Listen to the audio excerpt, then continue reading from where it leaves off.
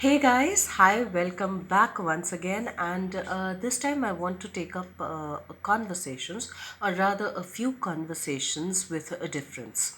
I was having this chat with a person a few weeks back who comes from a different cultural background, from a different geographical background, and I would also go on to the extent of saying from a background that is very different in terms of the belief systems.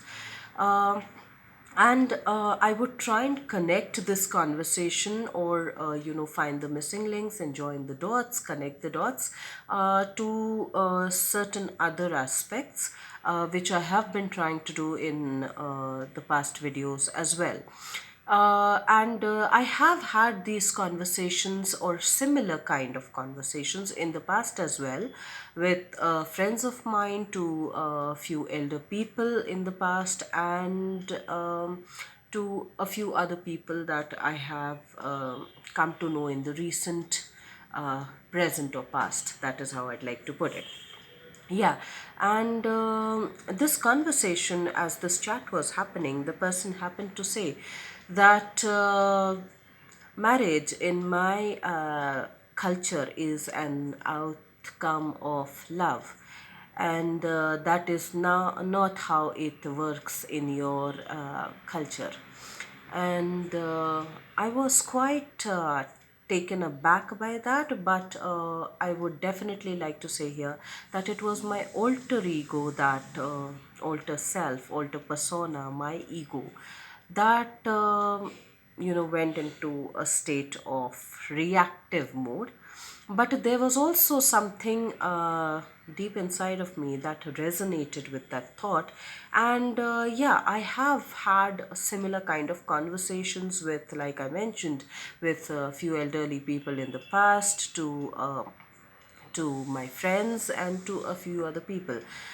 Now, when this person said such a thing, and after the chat ended, and I went inside and I tried to understand what it exactly meant, and to try and start connecting the dots wherein it made more sense. I suddenly, started seeing things in a different light, and how life has panned out, and how culture has panned out itself before us, or how we have influenced the culture, how culture has influenced us over the centuries and over the decades. So. Yeah, over here, when this person said that, and when I look back into the history of at least my culture, can't really say about the other cultures, but at least in the history of my culture, marriage primarily was never an outcome of love. So if you look back a few thousand years to a few hundred years, uh, the people were getting married at a very early age, primarily when they were kids.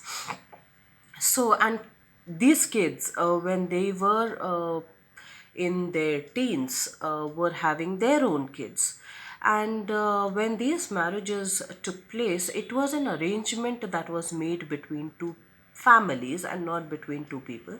It was an arrangement made between two people, families, and that is why the marriage, or the institution of marriage, was also called, or has also been called, as the arranged marriage system.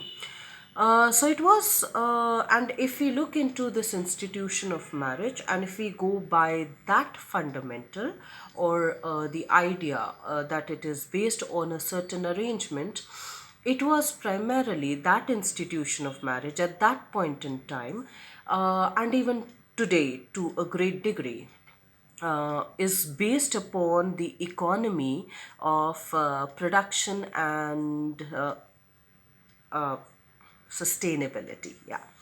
So, and if you look back into the history of my culture, at least I can definitely say that uh, there were people, or the gods, the semi-gods, the demigods, the kings, and the other people that made the community, or made the society as such. Men had many wives. At least they had two wives, if not many wives. And that was an accepted norm, that was an acceptable norm at that point in time. Also, these wives had a few sons or a few offsprings. And the idea was that people in the same familiar setup got married, which is to say that a king marries a queen or a prince marries a princess or princesses, and a cobbler marries a cobbler's daughter, a blacksmith marries a blacksmith's daughter, a priest marries a priest's daughter. It was also, if we understand, if we take a look into that, it was very hierarchical in its structure, in its format, and also in terms of the economy, which was like this specialized labor was then passed on to the heir. And the heir was primarily the son, because again, if we needed to pass on all of this, our hereditary, our fixed assets, our name, our everything, and if this legacy had to be carried forward, it was the son's responsibility to carry it forward, because the daughter would get married and would move off and would move on to another family. So, for a very long time, even if we look into the constitutional history, uh, the fixed assets were never handed down to the daughter until very recently. And the idea was that the family's legacy grows with the son, and that is why all of the hereditary, all of the traits were passed on to the son. It was primarily handed over to the son to be taken care of.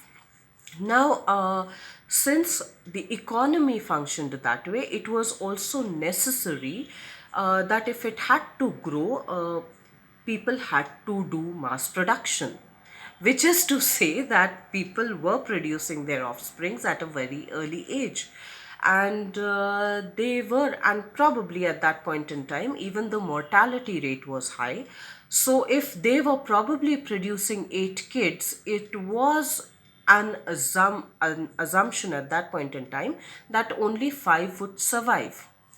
So, so the birth process, the production process was in full swing, assuming that few would survive and few would not. And those that would survive and would then take the family legacy and family hereditary forward. Not in terms of only the name, but also in terms of the work culture, and it would ensure a certain economic stability. So that was how the system of marriage was based upon.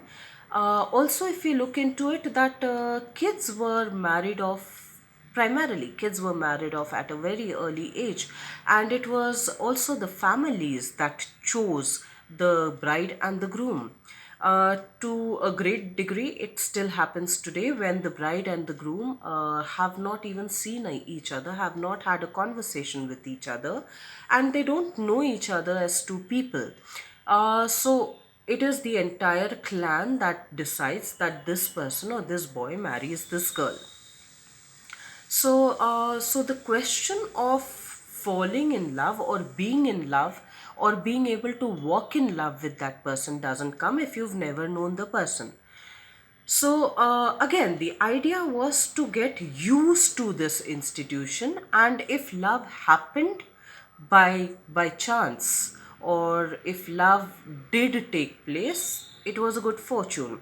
But if I look back into the history of my culture, I would also realize that if a man was being entitled to marry different women, which again, we can get into that women never had the choice to have, apart from probably one or two in the history, women never generally had a choice to have many husbands. It was the men who had the choice to have many spouses and also have relationships outside of the marriage.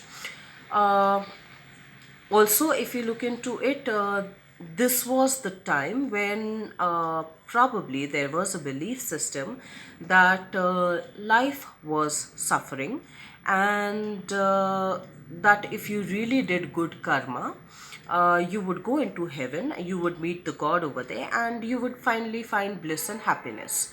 So the question of finding happiness in this on this planet and within its relationships was not at all considered. And if we understand that these relationships at this point in time were also very duty bound and very uh, obligatory, I would, yeah, they were very obliging. Like the son was obliged to fulfill father's desires or the family's desires, and his son would then be required to fulfill his desires or unfulfilled desires, and it would be passed on that way. Because at the end of it, if you are if every human is trying to seek happiness, but this is not the place wherein you can experience happiness, and you still desire that, you would have to go outside to seek that desire, or you would have to wait till you finally leave this body and probably get a chance to go to heaven. So, those were all of the norms and those were the cultures that were prevalent at that point in time. So, that had gotten passed over the centuries, and to a great degree, that is still prevalent in a lot of societal norms, which is relationships are more duty bound, relationships are more obliging rather than being fulfilling. So there has been a cultural shift. There has been a shift in the belief patterns, but to a great degree, it is still there. Also, when this kind of a marital status was prevalent, I have had a chance to talk to a few elderly people in my life, and when I did ask them that did they believe in love, or the kind of movies that are being made, and the kind of love that is being shown around, is it kind of a similar thing? And a lot of people told me that love, we don't know. We definitely know that we have gotten used to each other, or you try and get used to each other, and that is how you make life work. But love, as probably you experience it or the way it is portrayed, is definitely not the kind of love that I have experienced or we have experienced.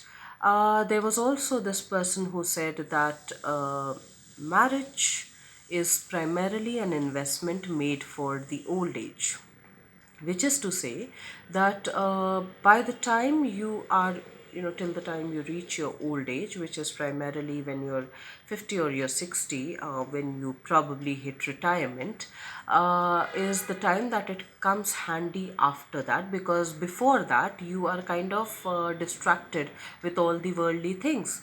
You are kind of distracted with fulfilling your own desires, with your own physical beauty, with your own kids, with the mode of the society and the norms of the society. So you're kind of engaged in all of those things, and a life just flows by.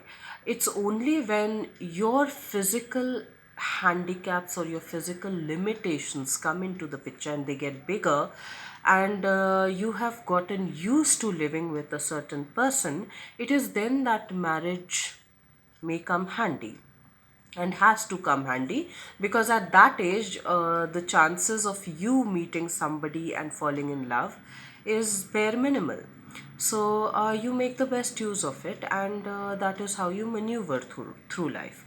So that was a very practical approach to marriage, and that definitely ensured a very stable structure, that definitely ensured the specialized work labor force, because a farmer's son would become a farmer, and a priest's son would become a priest, and a cobbler's son would become a cobbler, and a king's son would become a king, and they would marry into the familiar background. So Yeah, there was specialization of work, but it was also very rigid, it was also very tight, and it was very structured. uh, that did not allow movement of freedom. That did not allow the space for one's soul to grow. And again, at that point in time, there was no concept of probably having a soul, because uh, if your karmas have been good, your soul would leave the body and you would finally go to heaven, and which is where you find your bliss and joyful state wherein you meet the God. So, the question to be happy in this life was never really thought about. And what I have also realized is that whatever you learn or whatever is taught to you is primarily the only thing that you learn. What you do not know is what you do not know. So I can say this concept of marriage was like learning a particular language. So, say we learn ABCD, we learn English or our mother tongue, and we have no clue about speaking Japanese or Russian for that matter, or any other language for that matter, because we do not know. So we only know these two things, and that is how we function. And that is exactly how the work labor, the specialized skill in terms of working, got promoted and moved ahead. Now, when the society started to change, when people started moving out, when the son no longer wanted or desired to remain in that format that his dad had worked in, probably a priest's son felt that he was better off as a teacher, or a teacher felt that the teacher was better off as a goldsmith, or the goldsmith felt that he was better off as a businessman. uh, they started moving out into various ways of life. Life started to expand and not remain constricted. And when people started to have different notions, there also came a concept of monogamy at the same time, which meant that this person would be your love, would be your soulmate, would also be your confidant, would also be your best friend for the rest of your life. Which also meant, like earlier you could have many spouses, you now had no choice in having that. So all of the belief systems started to change. But there came a point in time wherein these two started, uh, how do I say, these two started conflicting. Yeah, these two started rubbing off each other, probably not the best of the ways. Which is to say that man was trying to find security, that kind of a security, which the earlier marriage had given, which was based on the economy of production and stability. So man wanted that, but man also wanted intimacy, which was to say that you see into me, you see into me as a person. So you see all of my desires, you see all of my ambitions, you see all of my dreams, you see all of me, you see all of my anguishes, you see all of my pains, you see all of my guards, and you see all of my vulnerabilities. So this was a, a sudden change, and probably marriage is the only institution that has had such a major shift. Uh, if we look into the other institutions, if we call it that, so other relationships have not really undergone that much of a change. Friendships are more or less still the same. Sibling relationships are more or less still the same. But this is one relationship along with parenting that has really undergone a shift and is undergoing a major shift. So now marriage became an institution of not only production and stability, because that has been imprinted on us through generations, but it also became an economy of service, which is to say that I would serve you if you are my love.